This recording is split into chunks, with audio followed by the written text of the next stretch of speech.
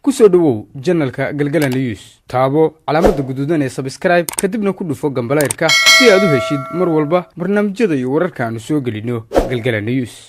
al-shabaab ay 9 sano ay la shaqeeyay jiray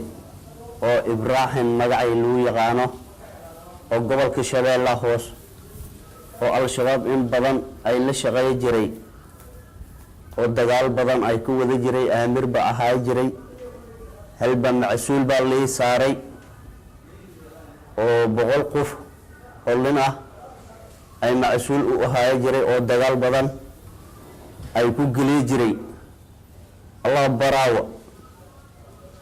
buulamareer Allah degmada qoryooley jirb marko Allah gandarsho Allah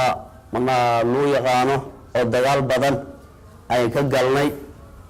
markii ka galnay dagaalkaas ciidan badan dagaal badan ay soo maray markii aan ku soo maray dagaalkii oo ciidanka oo October oo 14 October ah ay aad baa dagaalkiisu oo wax qabadkiisu ay ku mahadiyay markii oo gaari ay ka qabsanay markii la baxnay ay aad baa neeg daba imaadeen ay rasaas ay neego go'day markii waaga al-shabaab ahaa jirnay markii ku soo ay neego soo laabteen ay gaariga ay ka tagnay walaalahayna ayagana ay ku ordaan ay gaarigaas la wareegnay markii ay ku wareegnay baad dhaxadiis ay ku galnay waana ay walaalaha ay neego daba soo socdaan markaasoo ay naga haraan gaarigaas ay ku gubnay markaasoo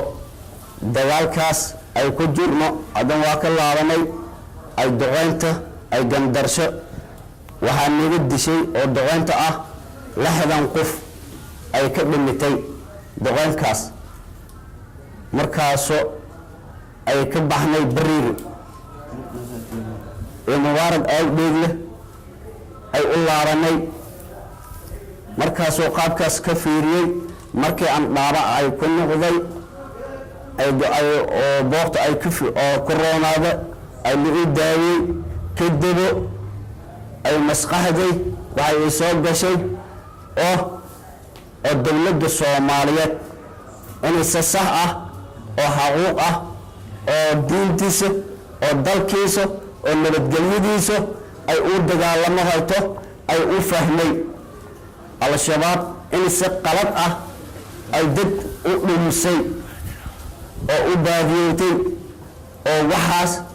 oo masaakiinta ay lacag ay xoog ay ku qaadanayso xoog wax aan jaranaya xoog ku saaranay oo lacag ku qaadanay masaakiinta wax ma haysto oo waana diinta ka gabano hayaan markaasoo qaabkaasoo ay markii aan ka fiiriyay aan ku soo baxay markaasoo ciidankaas aan la jiray oo walaalaha ah ay meesha ku soo tagnay oo waxa afisku weydiisanayo oo shacabka Soomaaliyeed oo walaalaha isla nahay oo diinta walaal ku nahay dawladda lama walaala ka nahay ciidda waa walaal ka nahay mana waxa isku dardaa inay afis wax badan waxay aan soo dilay iyo waxay aan soo gubay inay lii afiyo idii dhaca qoro ay saas baa oo ku codsana